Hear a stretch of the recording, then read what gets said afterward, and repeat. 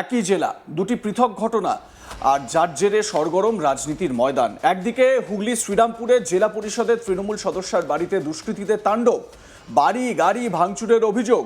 অন্যদিকে সরকারি জায়গায় গাছ কাটাকে কেন্দ্র করে উত্তেজনা ও সেই ঘটনাকে কেন্দ্র করে গোঘাটে তৃণমূল পঞ্চায়েত প্রধানের বাড়িতে ভাঙচুরের অভিযোগ। জানা গেছে, জেলা পরিষদের তৃণমূল সদস্যা প্রিয়াঙ্কা দের বাড়ি শ্রীরামপুরের বিবির বেড় এলাকায়। অভিযোগ, রবিবার বেশ কিছু দুষ্কৃতী তার বাড়িতে হঠাৎ চড়াও হয়ে ভাঙচুর চালায়। কয়েকটি চারচাকা গাড়ি, বাইক, থান ইট দিয়ে ভেঙে দেওয়া হয় বলে অভিযোগ। এমনকি বাড়ির কাচও ভাঙা হয়। খবর পেয়ে ঘটনাস্থলে পৌঁছয় শ্রীরামপুর থানার পুলিশ ও কেন্দ্রীয় বাহিনী। অভিযুক্তদের খোঁজে শুরু হয় তল্লাশি।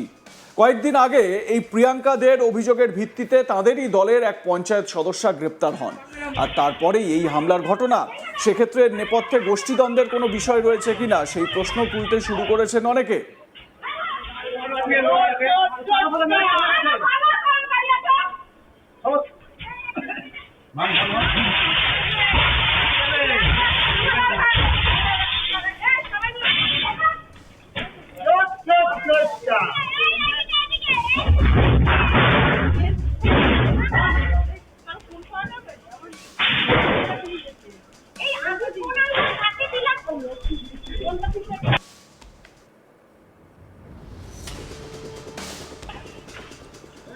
দেখলেন তো ছবি, রীতিমতো তাণ্ডব চলছে বাড়িতে, সেই দৃশ্য সবার সামনে। প্রত্যক্ষদর্শী এলাকাবাসী তারা কি বলছেন শুনুন। হঠাৎ এসে আমরা উপরে কাজ করছিলাম, হঠাৎ 15-20 জন এসে ভাঙচুর করে দিয়ে, গাড়ি ফাড়ি ক্যামেরা ফ্যামেরা ভাঙচুর করে দিয়ে ওরা চলে গেল। কি বলছিল আর কিছু বলছিল বলতে গালাগালি গালি দিচ্ছিল, এইসব করছিল। আমাদের কিছু বলেনি। না না, আমাদের গায়ে কিছু বলেনি। কতজন ছিলেন? ওই মোটামুটি 20-25 জন হবে। আপনারা কতজন কাজ করছিলেন? আমরা 2 জন কাজ করছিলাম, একটা মেসেজ একচুয়ালি। কি কি ছিল ভেতরে? ভেতরে কি ভাঙচুর করে? ভাঙচুর করছে ক্যামেরা, গাড়ি ফাড়ি এসব ভাঙচুর। এবার দাদাকে কি বললেন? পরে দাদা তো ছিল না। দাদা এলো, জিজ্ঞেস করলাম, যেটা দেখলাম সেটাই বলেছি যে গাড়ি ভাঙচুর করছে, ক্যামেরা ফ্যামেরা ভাঙচুর। ওকে চিনতে পেরেছেন? না না না। দেখুন, যারা এলাকাবাসী তারা কি বলছেন সেটা শোনালাম, এক প্রত্যক্ষদর্শীর বক্তব্য আপনাদের শোনালাম। গাছ কাটার সময় কুমুরশা গ্রাম পঞ্চায়েতের প্রধান রবীন্দ্রনাথ দে ঘটনাস্থলে নাকি উপস্থিত ছিলেন। তিনি নির্দেশ দিয়ে গাছ কাটিয়ে নিরীহ গ্রামবাসীর নামে দোষারোপ করছেন। এরপর গ্রামবাসীর একাংশ পঞ্চায়েত প্রধানকে কানপুর শিবতলা এলাকায় তুলে নিয়ে যায় বলে অভিযোগ। তো এই রবীন্দ্রনাথ দে, যিনি পঞ্চায়েত প্রধান, তার কি বক্তব্য শুনুন। আমরা প্রশাসনের প্রধান, আমরাও পঞ্চায়েতে যাচ্ছি, অসুবিধে কিন্তু কোথাও কিছু হচ্ছে না। তো একটা সমস্যা আমাদের গ্রাম ভিত্তিক, এই বুড়িপুকুরের শ্মশানে কিছু গাছ ছিল, কে বা কারা কেটেছে এর মধ্যে আমরা কিছুই জানি না। আমি এমনি আমার বাচ্চারা শরীর খারাপ, আমি 1-2 দিন পঞ্চায়েতেও সত্যিকারে যাইনি। তো আজকেও ডাক্তার দেখানোর কথা ছিল, হঠাৎ করে আমি এসে দেখছি ঘর বিশাল ভাঙচুর করে দিচ্ছে। কারা ভাঙচুর করলো? এবারে দেখুন, যারা হয়তো গাছ কাটার সঙ্গে যুক্ত তাদেরই কিছু লোকজন আছে, তারা সব ভাঙচুর করছে। গ্রামবাসীদের অভিযোগ যে আপনি নাকি ছিলেন গাছ কাটার সময়, আপনি নাকি পারমিশন দিয়েছেন। এইটা আপনারা প্রত্যেকেই জানেন, এখন বন সিজন মানে হচ্ছে অরণ্য সপ্তাহ চলছে।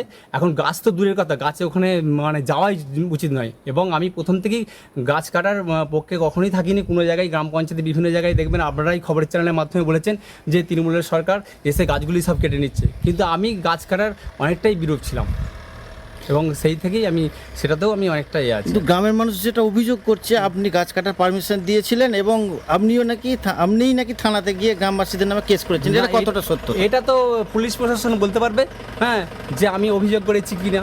ঠিক আছে, এটা আর গাছ কাটার পারমিশন তো আমরা কোনোভাবেই দিতে পারি না। কারা কারা আজকে এসেছিল বাড়ি ভাঙচুর করতে? বাড়ি ভাঙচুর করতে অনেক সবই এসেছিলো। হ্যাঁ, তার মধ্যে বিশেষ কিছু এই মনোরঞ্জন দাস বলে একজন ছিল, আরও উত্তেজিত হয়ে আমাদের ঘর ভাঙচুর করছে, আমার বউ, স্ত্রী এবং যে আমার মাকেও মেরেছে। এবার আপনাদের শোনাই এলাকাবাসী, ওই গ্রামের মানুষ তারা কি বলছেন। শকুন্তলা পোড়েল এবং সঙ্গীতা দাস দুজনের বক্তব্য শোনাবো আপনাদের। পড়ে যায়, সেই 3টি গাছ শুকিয়ে যায়। সেই শুকনো গাছ গ্রামের মানুষ জ্বালনের জন্য ব্যবহার করছে। সেইটা আমরা গ্রামের প্রধানকে জানানো হয়েছে।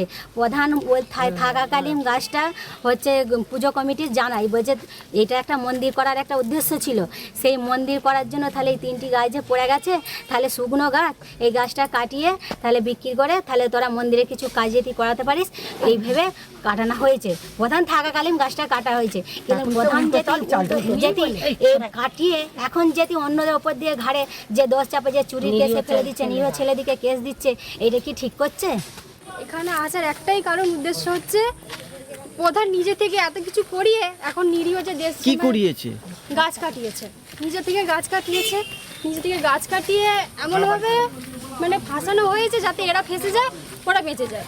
ঠিক আছে, আমাদের একটা উদ্দেশ্য যে এই সময় এইরকম মানে ঘটনাটা ঘটেছে তার একটা সমাধান হোক, যাদের নামে। আমার সহকর্মী পার্থ রাহা এ বিষয়ে তার প্রতিবেদনে কি বলছেন শুনুন। একদিকে শ্রীরামপুরে তৃণমূল কংগ্রেসের জেলা পরিষদের যিনি সদস্য, তার বাড়িতে কিন্তু দুষ্কৃতী তাণ্ডব চালিয়েছে এমনটা অভিযোগ উঠছে। এবং অন্যদিকে যে হুগলির আরামবাগ যে গোঘাট রয়েছে, সেই গোঘাটে কিন্তু তৃণমূলের যিনি পঞ্চায়েত প্রধান রয়েছেন, সেই পঞ্চায়েত প্রধানের বাড়ি ভাঙচুরের কিন্তু অভিযোগ উঠছে সামনে।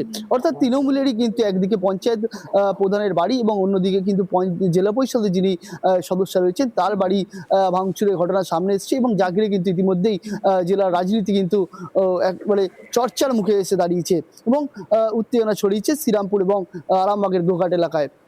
যেটা স্থানীয় সূত্রে জানা যাচ্ছে যে শ্রীরামপুরে কিন্তু বাড়ি রয়েছে হুগলি জেলা পরিষদের তৃণমূলের যিনি পঞ্চায়েত সদস্য প্রিয়াঙ্কা দের, এবং এই প্রিয়াঙ্কা দের বাড়িতেই কিন্তু রবিবারে বেলার দিকে একাধিক দুষ্কৃতী তারা কিন্তু মুখে ঢেকে এসে তাণ্ডব চালায়। এবং ওই প্রিয়াঙ্কাদের বাড়ির যে গ্যারেজ, সেই গ্যারেজে কিন্তু একাধিক 4 চাকা গাড়ি রাখা ছিল, বাইক রাখা ছিল, সেই সমস্ত গাড়িগুলোকে ভাঙচুর করা হয়েছে এবং পাশাপাশি বাড়িরও কিন্তু বেশ কয়েকটি জিনিস ভাঙচুর করা হয়েছে এমনটাই কিন্তু অভিযোগ সামনে আসছে। পাশাপাশি যেটা সূত্র মারফত জানা যাচ্ছে যে এই প্রিয়াঙ্কা দে তিনি কিন্তু কিছুদিন আগে তারই দলের এক পঞ্চায়েত সদস্যা, মহিলা সদস্য, তার নামে কিন্তু থানায় অভিযোগ জানিয়েছিলেন।